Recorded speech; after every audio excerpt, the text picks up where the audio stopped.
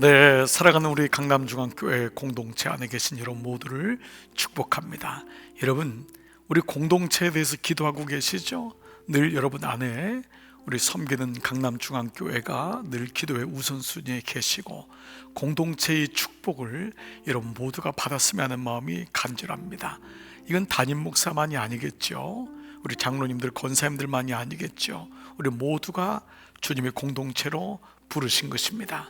내가 찾은 줄 알았는데 주님이 부르신 것이죠. 이것이 공동체의 시작입니다.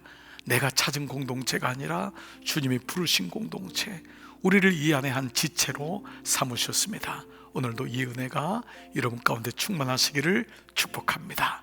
자, 이제 오늘은 47번째 광야를 지나면데요, 예수님의 광야 6번째가 끝나고 드디어 마지막은 예수님의 삶을 가장 잘 알고 예수님을 따라갔던 바로 하나님의 사람 사도 바울의 광야, 그 장하의 광야, 바로 그 말씀을 나누도록 하겠습니다. 자, 우리가 이제 그동안 했던 광야를 한번 좀 정리해 보면 어떨까요? 첫 번째, 가인의 광야는 쫓겨남의 광야였습니다. 아담과 하와에게 주신 에덴 동산에서 가인은 쫓겨납니다. 이것이 바로 우리의 모습이었죠. 우리가 광야로 쫓겨났고 광야를 통과해야 되는 인생으로 살게 된 것이죠. 이것이 우리의 모습이었습니다. 그런 가운데 하나님은 광야로 쫓아냈지만 구원의 계보를, 역사를 이어가십니다. 구속사를 이어가십니다. 죄는 우리가 졌지만 하나님은 죄를 진 우리를 놔두지 아니하시고 구원의 계획을 세우십니다. 그때 부른 사람이 아브라함의 광야, 기다림의 광야였습니다. 그리고 이 아브라함 속에서 하갈의 광야, 하나님은 잊혀진 광야, 버림받은 사람이 없다, 버림받음의 광야 속에서 하갈을 부르시고 이스마엘을 통해 한 민족을 이루십니다. 자, 그런 가운데 요셉이라고 하는 예수님의 그림자를 또 등장시키죠. 요셉은 바로 침묵의 광야였죠. 네.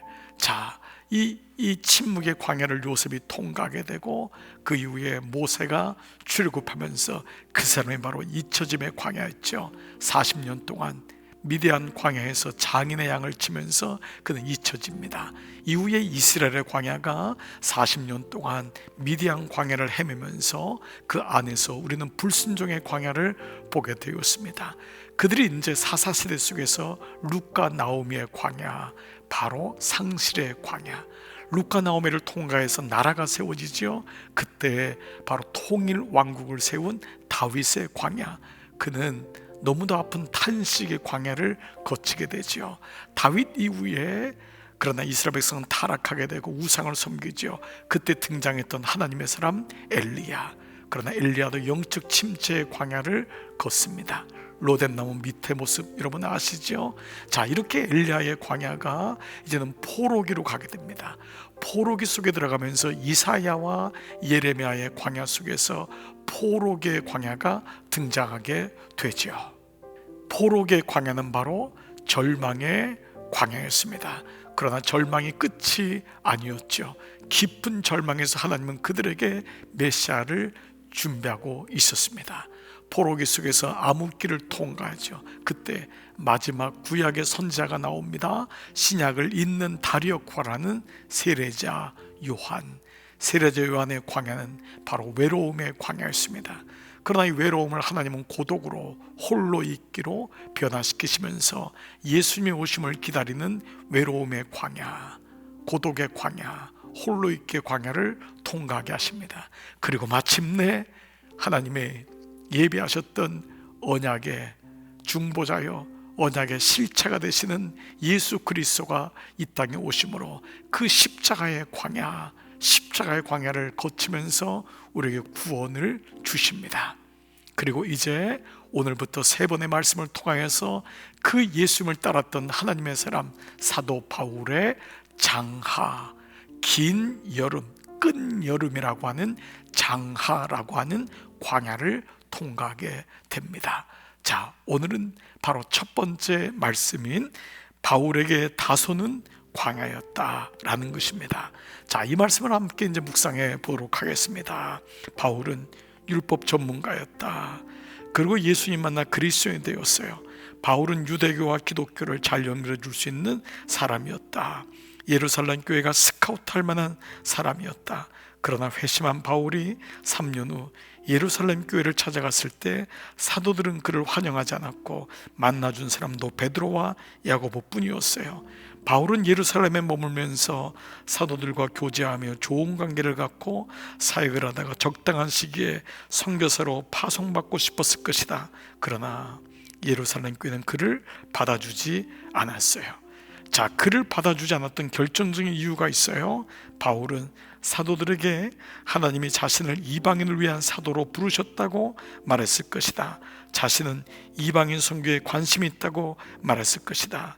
그러나 이 이야기를 들은 베드로나 야고보 제자들을 이해되지 않았어요. 이방인에게 복음을 전하고 싶다고? 왜 이방인들에게 복음을 전한단 말인가? 왜냐하면 당시 예루살렘 교회와 사도들은 예루살렘에만 관심이 있었던 거예요. 유대인에게만. 이게 그들의 근시안이었죠. 이방인들은 하나님의 자녀가 될 수 없다고 못을 박은 거예요. 그들은 구약을 하나님의 눈으로 읽지 못했던 거예요. 구속사적인 관심으로 읽지 못했던 거예요. 자기 안에 머물렀던 예수님이 이 땅에 오신 것이 온 인류를 위한 구원이라는 것을 알지 못했어요. 너희가 성령을 받으면 예루살렘과 유대와 사마리아와 땅끝까지 이르러 내 증인이 될 것이다 라는 말씀을 알지를 못했던 거예요. 그러니까 이 바울을 이해를 못했던 것이죠. 바울이 왜 왔지? 이방인에 위한 그릇이라고 그 바울은 자기의 사명을 얘기했을 때 사도들은 정말 이게 무슨 말인가 했을 것입니다. 여러분 아는 대로 하나님이 베드로의 눈을 열어주지요. 야고보의 눈을 열어주지요. 그리고 12제자의 눈을 열어주고 있는 것을 보게 됩니다. 바울은 하는 수 없이 다시 고향으로 내려가게 됩니다. 금이 한양이 아니라 낙향입니다. 아마도 유배지로 가는 심정, 청운의 꿈을 안고 아마누스라는 산맥, 이 산맥이 지금도 굉장히 높습니다. 그 옛날에 오죽이나 높았겠어요. 그 몇 달 거쳐서 그 산맥을 넘어서 갔다가 이제 다시 산맥을 넘어서 고향으로 가는 겁니다. 타우루스라고 하는 고향에서는 어느 누구도 바울을 환영해 주는 사람이 없어요. 랍비가 되어 돌아온 것도 아니고 성공한 사람이 되어 온 것이 아니라 특별히 바울의 부모가 얼마나 실망했겠는가. 그래서 여러분 성서학자 중에서는 바울이 태장으로 40대에 하나가 감하는 매를 맞았다는 것이 이 고향에서 맞았다고 하는 사람들도 있습니다. 왜냐하면 바울은 율법을 벗어난 이탈자였고 부모에게는 최고로 불효한 자였고 그는 랍비 교육을 받은 사람이잖아요. 근데 그가 그리스도교로 회심했다고 할 때 그는 고향에서 태형으로 40에 하나 감한 매를 맞은 것이 고향이었을 것이다 라고 추측하는 사람도 있을 정도였습니다. 그가 고향인 다수에서 어떤 대접을 받았을지 우리는 이해가 됩니다. 그야말로 유명한 목사가 되어 돌아온 것이 아니라 교회가 없는 목사가 되어 돌아왔으니 얼마나 상심했겠는가. 그건 유대인들도 바울이 배교하고 기독교로 전향했다는 소문을 듣고 있었을 것이다. 회당에 가도 아는 척하지 않았고 배척을 당했을 것이다. 그러니 바울의 마음고생이 얼마나 심했겠는가.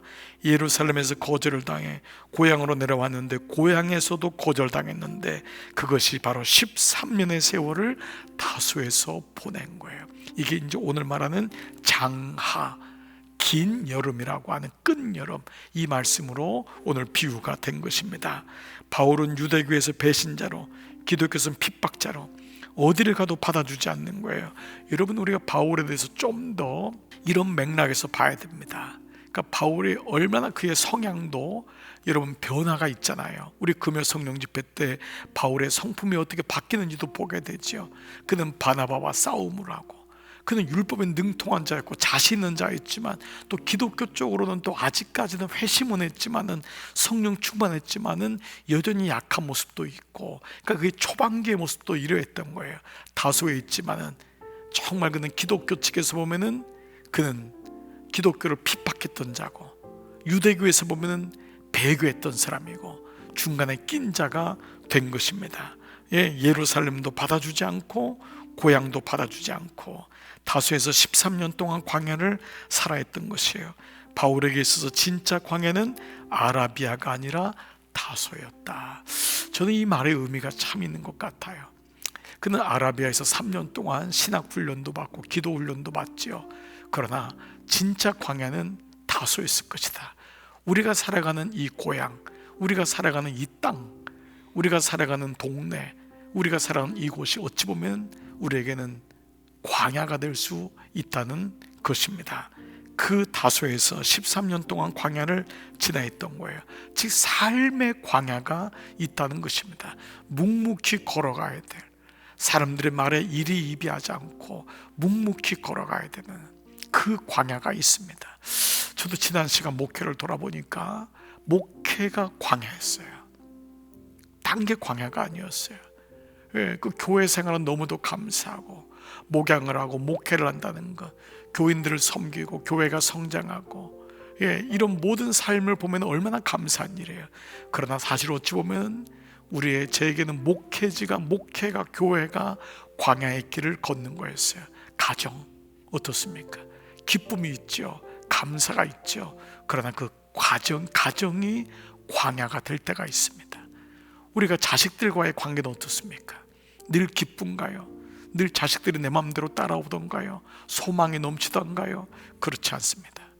그렇게 자랑하던 자녀도, 내 마음에 흡족하던 자녀와의 관계도 소원해질 때가 있습니다. 광야에 들어간 것입니다.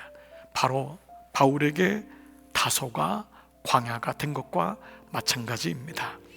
예루살렘에서 베드로가 바울의 진가를 알아보고 그를 받아주었더라면 바울의 인생은 바뀌었을 거예요. 그는 꼭 필요한 사람이었죠.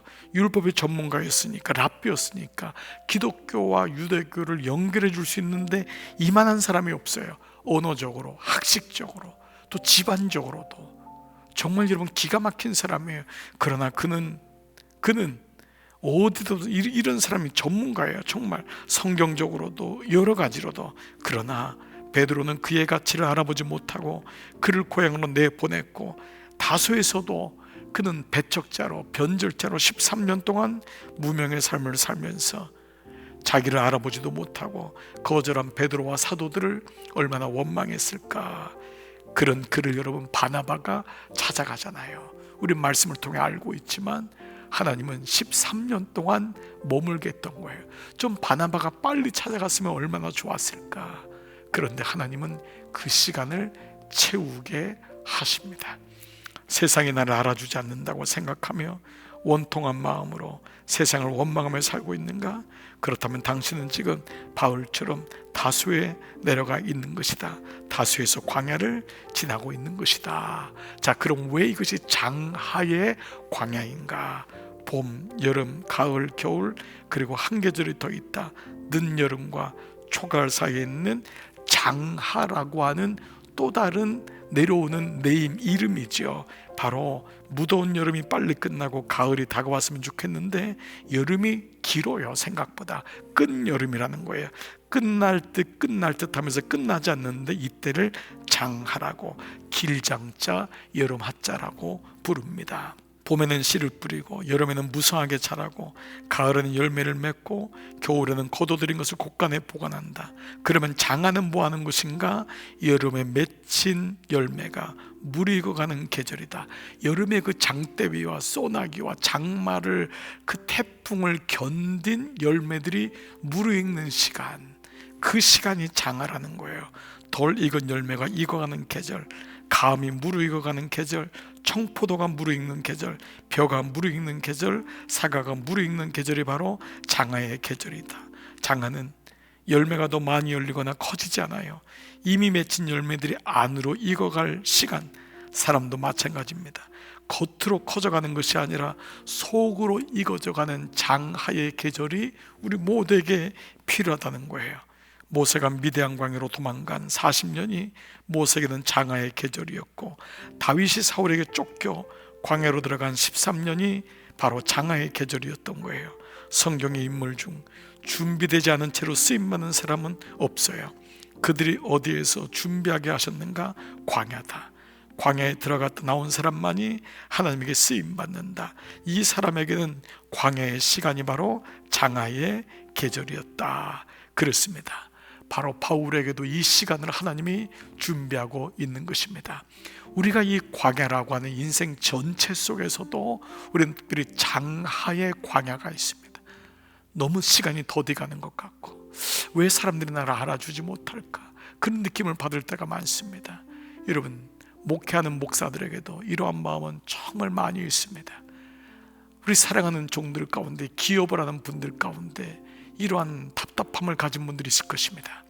가정에서 자녀들을 기르거나 부부 사이에서도 이런 장하의 계절을 지내고 있는 분이 있을 것입니다. 그 어떤 것이든 육체적으로 고난을 받는 분 중에도 이런 분이 있을 것입니다. 나을 만한데 또 병이 도지고, 또 나을 만한데 다른 병이 나고, 우리 인생 속에 끊임없는 장하의 계절 13년의 시간. 근데 이 시간이 무르익는 시간이고, 이 시간이 그냥 낭비되는 시간이 아니라는 것입니다. 제가 우리 후배 목사님들하고 꼭 하는 말이 늘 이런 말입니다. 칼을 갈아야 된다. 준비해야 된다. 우리는 성급할 때가 많아요. 우리는 금방 나가기를 원해요. 그런데 하루하루 마치 장처럼, 마치 된장처럼, 마치 장하의 계절처럼 더디가는 것 같고 늦게 가는 것 같은데, 그 시간 속에서 하나님이 일을 이뤄 나가십니다. 하나님이 멈추게 할 때가 있습니다. 저도 목회 여정에서 멈출 때가 있었습니다. 왜 하나님이 나를 쓰지 않을까 답답함이 있었습니다. 젊었을 때는 젊은 대로, 50대는 50대 대로 그런 마음들이 있었습니다. 근데 돌아보니까 그 시간을 여물게 하는 시간이었습니다. 여러분, 이 시간은 절대 낭비의 시간이 아닙니다. 그때 하나님은 우리를 성숙시켜 나가는 것을 보게 되죠. 필립스 브룩스는 사람은 늙어가는 것이 아니라 좋은 포도처럼 익어가는 것이다. 그래서 여러분, 우리가 그 유행가 속에 사랑은 익어가는 것이죠 라고 하는 그 가사가 있는 것도 다 이런 데서 나온 게 아니겠습니까? 그렇습니다. 사랑도 익어가는 것입니다. 사람이 처음 만나서 좋아질 때가 있습니다. 그러나 그 사랑은 익어가야 됩니다. 공동체라는 것도 마찬가지입니다. 처음 들을 땐 낯설어요. 뿌리를 내릴 때는 어려워요. 그러나 그 가운데 뿌리를 내리고 좀 힘들어도 머물고 못 본 채도 하고, 또 이런 일들이 있어 넘어가기도 하고, 그런 과정을 통해 우리는 익어가는 것입니다. 우리 모두가 사실은 좀 자기 방어가 너무 강하죠. 그래서 누가 들어오면 밀어내기도 하고, 우리 스스로가 또 골방에 들어가기도 하고, 만나기도 싫고, 우린 이러할 때가 많습니다. 그런데 한 번, 두 번 여러분 스스로를 한번 못 이기는 척하면서 그 자리에 머물러 있으시기 바랍니다. 뿌리가 내리려면 머물러야 됩니다. 장하의 시간이 필요합니다. 그러다 보면 정이 듭니다. 그러다 보면 마음이 갑니다. 그러다 보면 그 안에서 성장해가고 성숙해지고 익어가는 것을 보게 됩니다. 여러분, 주님과의 관계도 마찬가지입니다. 매일마다 성령 충만하고 매일마다 말씀이 막 은혜가 되고 매일마다 애통이 되고 늘 그렇게 말씀이 들어오는 것만은 아닙니다. 그러나 묵묵히 장하의 시간을 견디는 것입니다. 그 시간이 바로 익어가는 시간이고, 그 시간이 뿌리를 내리는 시간인 줄 믿습니다. 고추장, 된장, 간장이 잘 익으면 깊은 맛을 낸다. 이들은 어떻게 맛있어서 맛있게 익어가는 것일까? 항아리에 담겨 모든 빛을 차단당한 채 캄캄하고 답답한 세원들을 견뎌내다 보면 1년, 2년, 5년 시간이 지나면서 깊은 맛이 우러나온다. 그렇습니다. 여러분, 시 하나 너무 좋은 시인데 몇 번 여러분에게 소개해드린 적이 있죠. 장석주 씨의 대추하날. 적에 저절로 붉어질 리는 없다. 저 안에 태풍 몇 개, 그 작은 대추 안에 천둥 몇 개, 벼락 몇 개, 적에 저 혼자 둥그러질 리는 없다. 저 안에 무설이 내리는 몇 밤, 저 안에 땡볕 두어 달, 저 안에 초승달 몇 날, 이것이 바로 대추 하나를 이루어 나가는 것입니다. 대추 하나도 저절로 연결지 않는다. 기다림, 인내, 인고의 세월이 빚어낸 열매다. 하나님은 장하의 계절을 통해 우리를 익어가게 하신다. 잘 익었을 때 비로소 드러나게 하신다. 오늘날 너무 인스턴트 시대다. 설익은 사람들이 판친다. 조급하게 무대에 오르려고 안달이다. 어떻게 하면 좀 더 빨리 뜰 수 있을까? 어떻게 하면 좀 더 빨리 다소를 벗어날 수 있을까? 어떻게 하면 예루살렘에 좀 더 빨리 올라갈 수 있을까? 어떻게 하면 유명하다는 일과 교제난을 나눌 수 있을까? 어떻게 하면 줄을 댈 수 있을까? 우리에게 필요한 것은 예루살렘이 아니라 다소다. 우리가 가야 할 곳은 예루살렘이 아니라 다소다. 다소에서 장하의 계절을 지내라. 다소 속에 머물러 익어가라. 영걸어가라. 깊어가라. 지난 주일이 우리 어머니 어버이 주일이었잖아요. 어버이 주일 때마다 여러분도 카네이션을 우리 사랑하는 부모님, 천국에 계신 부모님께 보내드리고 그분들을 기억했죠. 저도 역시 마찬가지입니다. 저도 제 인생의 아버지, 어머니를 돌이켜보면 그분들이 걸어왔던 인생이 장하의 계절이었습니다. 묵묵히. 그런데 여러분, 결국은 그 계절을 통과하고 나니까 봄이 오고 가을이 오고 열매가 열리고 그리고 마침내 부활이 오는 것을 보게 됩니다. 어머니들의 장하의 기도가, 아버지들의 장하의 인내가 결국은 우리의 삶을, 자녀의 삶을 여기까지 오게 하는 이유이기도 합니다. 믿음은 장하의 계절을 지나는 줄 믿습니다. 여러분 모두가 이 사도 바울의 다소의 13년, 우리 모두가 오늘도 걸어가는 이 시간이 그러한 시간이기 때문입니다. 여러분 모두를 격려하고 축복합니다. 그리고 고맙습니다. 기도하겠습니다. 아버지 감사합니다. 하나님, 대추 한 알도 그냥 익어지지 않거늘 지난 인생을 기다리고 인내하고 인고하고 여기까지 오게 하심을 감사합니다. 하나님, 항아리 안에 들어가 빛도 차단되고 때로는 아무도 몰랐지만은 그 안에서 익어갔습니다. 그 안에서 주님이 우리를 만들어 가셨습니다. 우리의 자녀들도 주님 앞에 올려드립니다. 하나님, 분명히 이러한 시간들이 약이 되고 보약이 될 줄 믿고 우리 몸된 교회도, 우리 공동체 안에 들어가 있는 성도들도 주님께 올려드립니다. 오늘 하루하루 묵묵히 주님 바라보고 살아내고 승리하게 하여 주옵소서. 예수님의 이름으로 축복하며 기도드리옵나이다. 아멘. 아멘. 여러분 오늘도 수고 많으셨습니다. 평안한 밤 되십시오. 안녕히 계세요. 왜 나를 깊은 어둠 속에 홀로 두시는지, 어두운 밤은 왜 그리 길었는지, 나를 고독하게, 나를 낮아지게, 세상 어디도 기댈 곳이 없게 하셨네.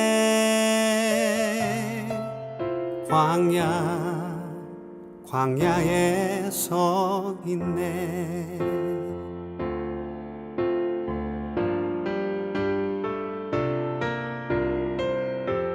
주님만 내 도움이 되시고, 주님만 내 빛이 되시는, 주님만 내 친구 되시는 광야.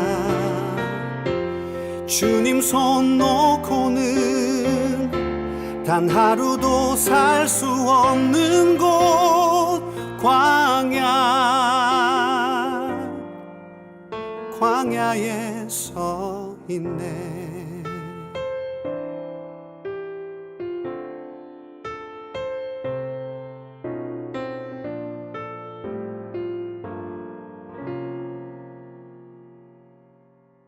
왜 나를 깊은 어둠 속에 홀로 두시는지, 어두운 밤은 왜 그리 길었는지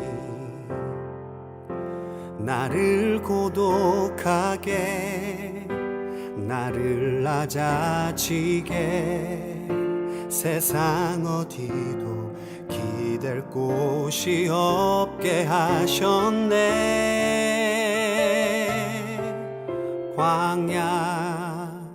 광야에 서 있네.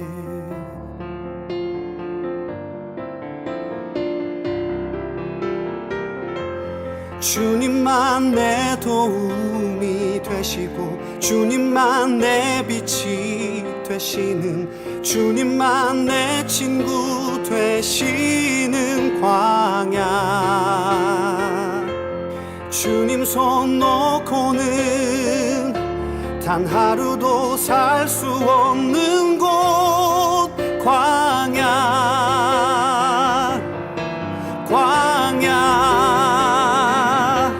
주께서 나를 사용하시려 나를 더 정결케 하시려 나를 택하여 보내신 그곳 광야. 성령이 내 영을 다시 태어나게 하는 곳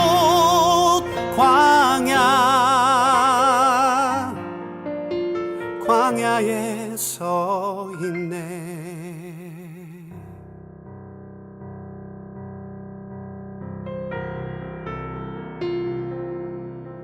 내 자가 산산이 깨지고 높아지려 했던 내 꿈도 주님 앞에 내어놓고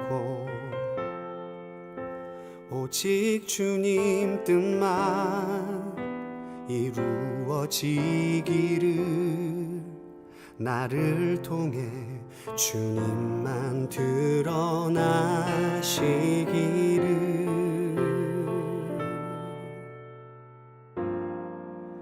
광야를 지나며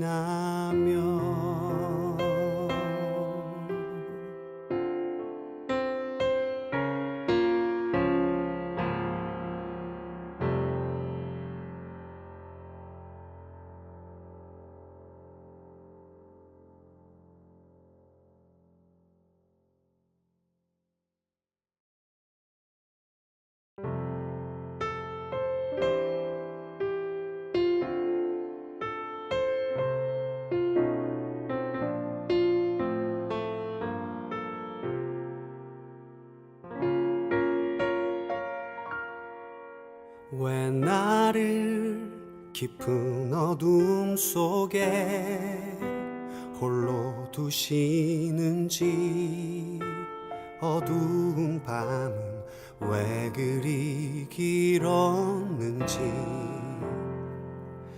나를 고독하게 나를 낮아지게 세상 어디도 기댈 곳이 없게 하셨네.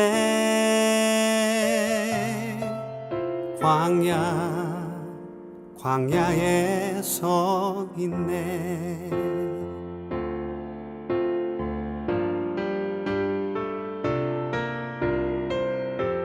주님만 내 도움이 되시고 주님만 내 빛이 되시는 주님만 내 친구 되시는 광야. 주님 손 놓고는 단 하루도 살 수 없는 곳 광야에 서 있네.